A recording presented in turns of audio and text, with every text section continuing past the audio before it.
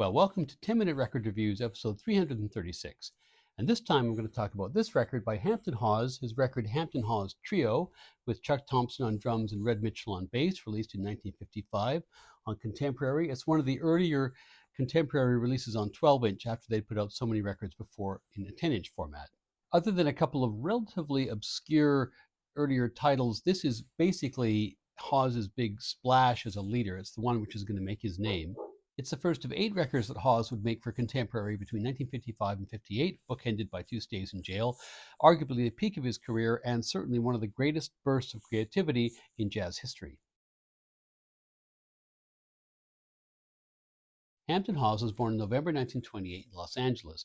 He was born with 6 fingers on each hand, the extra digits being removed shortly after birth. His mom was the musician in the family. She played piano and organ. She had done professionally. She now played in the church where his dad was a Presbyterian minister. And Hawes basically learns the piano not through any formal instruction, but basically sitting literally at his mom's knee. His dad, as I mentioned, was a clergyman in the Presbyterian church who took a dim view of jazz. And in fact, for many years, he would refuse to attend his son's performances.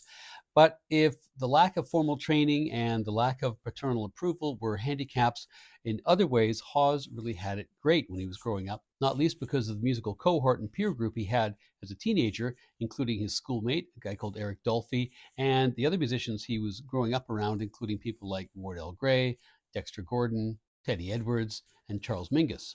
In fact, there are a few places in the 1930s and 1940s where the density of world-class jazz talent all living in the same neighborhood was something to behold.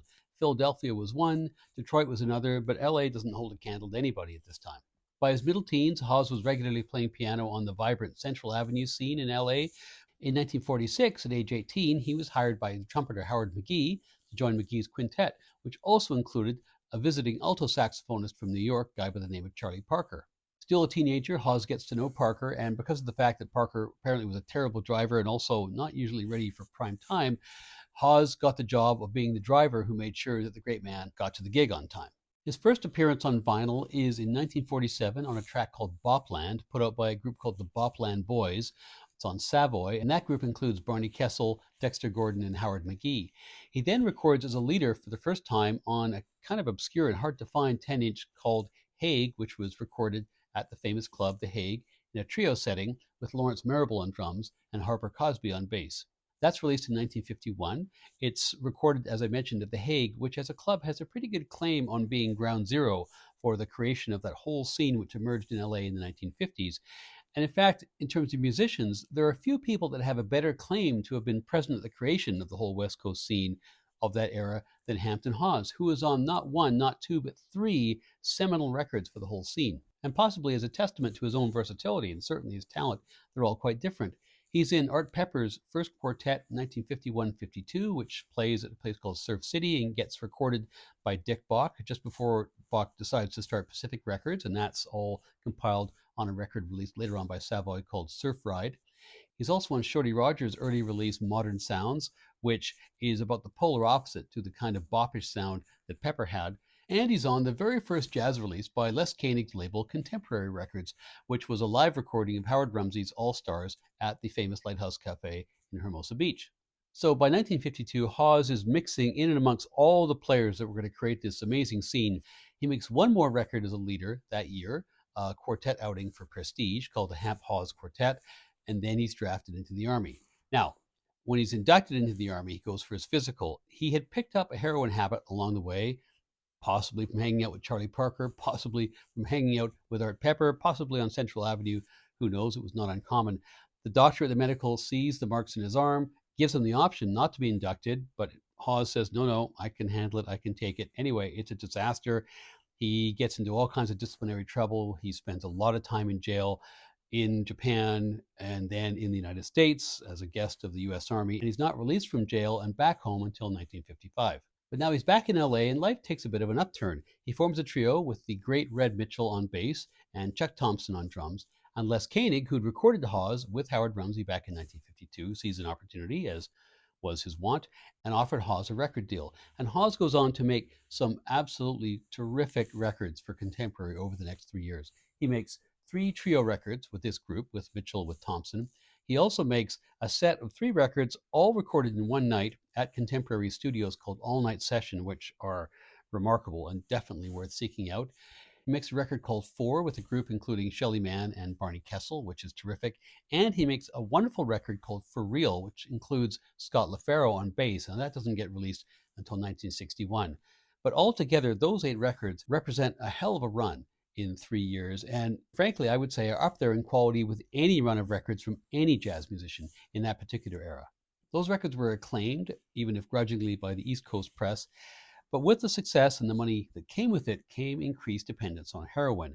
And in 1958, Hawes is arrested. It's an undercover sting. What the cops, who were federal cops, wanted to do was get him to testify against his dealers, which he would not do. And therefore, he was sentenced to a 10-year stretch in federal jail. Eventually, he gets clemency from Kennedy in 1963. And he would go on to record some pretty good music between then and his untimely death in 1977. But I think it's fair to say he never really hit the heights again that he hit in this 3-year period with contemporary. And this record was the start of that. This record's recorded June 28, 1955, in the gym at the LAPD Training Academy in Chavez Ravine in Los Angeles. Les Koenig is the producer and John Palladino is the engineer. Hawes is on piano, and the piano he's playing is a Steinway Grand, which was previously played by Arthur Rubinstein. What it's doing in a police gym, your guess is as good as mine. Mitchell's on bass, and Chuck Thompson's on drums, except for one track, So in Love, which is a piano solo by Hawes. You have to ask why the gymnasium setting? Well, apparently Koenig and Hawes agreed to record away from the studio, where Koenig felt that musicians tended to be uptight and risk averse, and more in a place where the expectations felt lowered so the playing might be freer. I think, too, thinking about Hawes's life and the music on this record and Koenig's approach in general, I think he understood Hawes as a musician in that although Hawes is technically brilliant, right up there pretty much with anybody, I personally find his best work is when he's playing a little slower and when he's playing a little more loosely with a little more feel. And I'm guessing that's what Koenig is trying to bring out. As part of the informal feel of the session, the group's spouses were also invited. They're just out of sight of the band, apparently, when this is being recorded, drinking beer around the corner. The overall feel is definitely unconstrained. It may not actually hit the technical heights of some of contemporary's later studio work, but nevertheless, I think Koenig succeeded in getting the vibe that he wanted. Side one starts with the Gershwin standard, I Got Rhythm, and this really gives you a good initial sense of Hawes as an artist. He's got blazing speed, he's highly technically gifted, Peterson-esque, although unlike Peterson, his playing is more organic and more bluesy, to me more appealing. The tempo comes down a little bit for Cole Porter's What Is This Thing Called Love. There's a little solo from Mitchell here, but this is still largely the Hampton Hawes show. The next track is a Hawes original, Blues the Most. Slower, wouldn't quite call it a slow blues. It does feature Mitchell and Thompson much more than they've featured so far in the record, particularly Mitchell's walking bass. Then we come to the one unaccompanied piano track, which is Cole Porter's So in Love.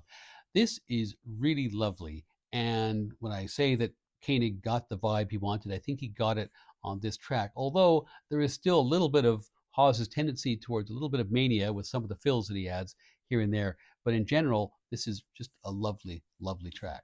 And on the final track on the side, Feelin' Fine, another Hawes original, we're back to normal service with Hawes just ripping it. So side one's pretty good, but side two, I think, is where this record really comes into its own. It starts off with Hamp's Blues, again, a Hawes original.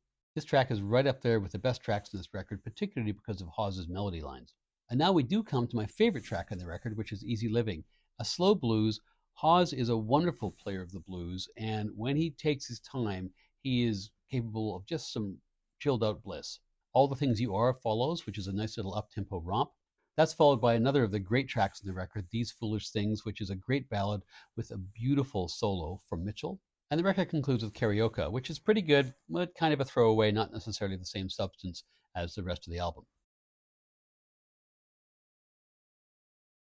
Hawes would go on to make better records than this, including that tremendous 3-record set, All Night Session, but this outing is no slouch. Notwithstanding the setting, the sound is pretty good, although it maybe doesn't quite get to the standard of some of those later contemporary dates that featured Shelly Manne and Andre Previn. But make no mistake, this is a wonderful piano trio record with lots and lots of energy. It's a record of wonderful technique with no bad tracks, and side 2 is nearly flawless. And for me, it's 4.5 out of 5 stars.